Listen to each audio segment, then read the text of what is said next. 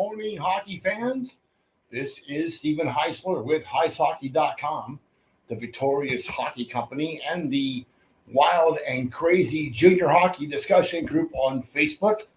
You are watching the Junior Hockey Morning Show. Maybe you are listening. We are on the World Sports Broadcasting Network, WSBN.TV, Facebook, Twitter, YouTube. Hopefully this morning. Maybe it's in the afternoon. Maybe it's in the evening. Maybe it's next week. Whenever you are, wherever you are. Hope that you enjoy today's show. Today is Tuesday, October 17th, 2023. And on Tuesday, sometimes I do it on Wednesday. If I were king, ice the tampering. First of all, I want to talk a little bit about the show from yesterday. I woke up with a pretty serious headache. And when that happens, sometimes my speech goes off the rails. That was the case yesterday. I got through it. It wasn't pretty. And I appreciate the kind words from all of you that commented in the group that it wasn't as terrible as I made it out to be.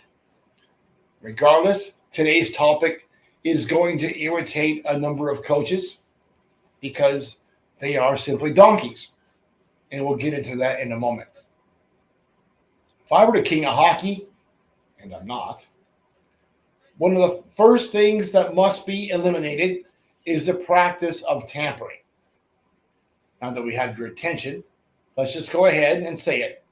Coaches that try to poach players from other rosters lack respect for the game. There's no other way around it.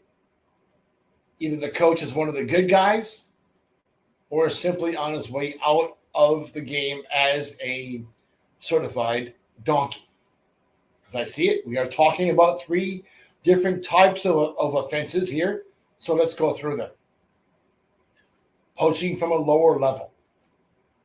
Team from a higher tier recruits player from lower tier without going through the lower tier team's coaching staff.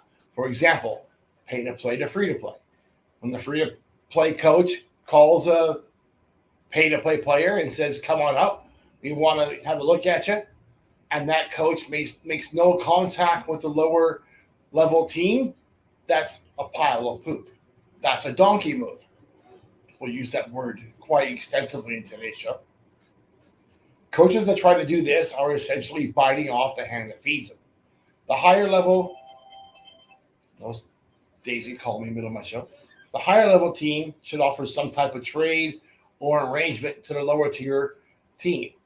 In the case of tier 3, the player has already compensated the team for the developmental cost, so the team deserves nothing but the handshake while benefiting from the team listed as a previous team. From tier 2, the tier 1 team should be compensating the tier 2 team that has endured the developmental expense. Should is a key word here. Doesn't happen very often. If a USHL team thinks they like a kid from the NAHL and it's during the offseason, watch out. You get nothing for that. I understand that. From a higher tier, I'm not going to try and pull the wool over your eyes here. This section is all about the non-sanctioned leagues and their infatuation with themselves. Let's face it. The North American Hockey League and Canadian Junior Hockey League is going to have a difficult time trying to poach players from the USHL or the Canadian Hockey League or Major Junior. The problem here is that the continued pattern of abuse and misinformation that gets passed to prospects in regards to some of these non-sanctioned leagues.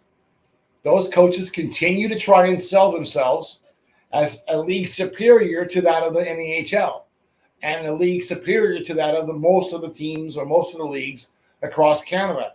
And simply said, for the most part, that's donkey poop. There you go. I said it twice. 3 times. Donkey. But the facts tell a completely different story. College commitments, they're not coming from the non-sanctioned leagues, are they? Maybe 1 or 2, really, directly from there? A year? And how many of those kids are really playing hockey? How many of those kids are being committed but really getting into games? That's a very minimal number indeed.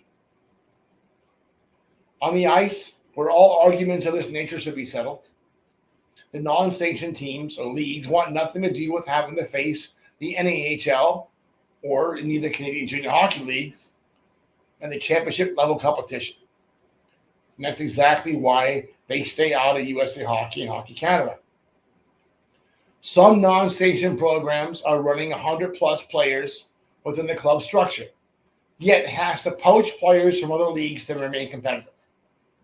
Doesn't make a lot of sense. Lateral poaching. This is poaching from within the same level of play. Now I'm going to show my hand here a bit. The style of poaching has become a serious problem that needs to be addressed. We're not seeing too much movement between the USHL and Canadian Hockey League, and the Canadian Hockey League does a good job of keeping the Ontario kids out of the Western Hockey League, and the Q does a good job of keeping the Western kids out of the Q. That's not the problem, is it? We do see a lot of back and forth movement between the NAHL and Canada. And Hockey Canada and USA Hockey have a pretty good relationship to make sure that's all functioning properly. The British Columbia Hockey League's move to outside of Hockey Canada has complicated the issues a bit, but even those coaches and the NAHL coaches have a high level of respect for one another. So you see very little of this, and in-season movements are also pretty low number. The BCHL kids are kind of in a bit of a situation where they play a game after October 1st. They really can't go to any other program in Hockey Canada. So if they get dropped from the BCHL, they're going to try to find a place in the NAHL first. It's inevitable. It's going to create some stalls from NA kids, but the game it would overall enhance. The big issue is at the pay-to-play level. From the league championships until the prospect sign and makes a payment for the following season, I encourage prospects to seek the absolute best opportunity. That could be at a higher level of play or a different team at the same level in a different league. As far as I'm concerned, this is open season. But what really gets my attention is the lateral poaching that occurs after the player has agreed to play for a team and during the season. I continue to hear about direct team-to-player contact from all three sides of the Hockey Canada, USA Hockey non-sanctioned line. This is 2023, and it's high time that every team in the system learns to have respect for others. Poachers should be called out publicly and embarrassed into submission. Here's the problem. If you are poaching laterally at the Tier 3 level now, you're telling everybody in the game that you simply do not give a hoot, that you are a donkey, and you can expect that there'll be very limited opportunities for you at higher levels of play in your future. So if Tier 3 in pay-to-play is the pinnacle of your coaching career, and you have to do this to survive, you might as well get a job on the farm, Dairy Queen, McDonald's, or anywhere else, because you're not a darn hockey coach, are you? If you can't develop the players that you got to there in the first place, you can't win with what you picked, you're not a very good picker, are you? Enough of the baloney already. Enough of being a donkey already. But that's just my opinion for what it's worth.